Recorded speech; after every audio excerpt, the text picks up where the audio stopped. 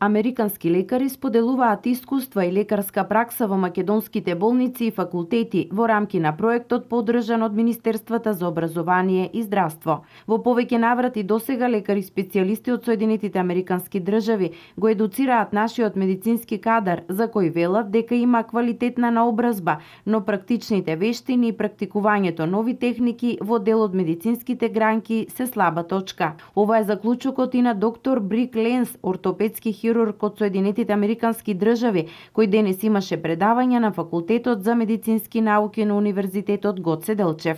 I'm very impressed by the orthopedic doctors. Their skills are outstanding. Импресиониран сум од лекарите ортопеди, нивните вештини се одлични, но забележав дека во болниците недостига опрема за овој вид операции, како импланти и помагала кои се користат во хирургијата.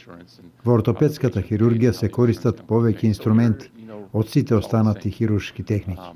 Без соодветни алати и апарати операциите е неможно да се извршат.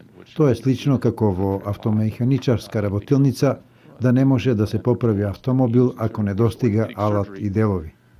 We use more tools than any other specialty, so tools are extremely important for us. It's like the car mechanic. He can't fix your car if he doesn't have the right tools, okay? Ваквиот вид на соработка и размена на искуства се посебно значајни за студентите.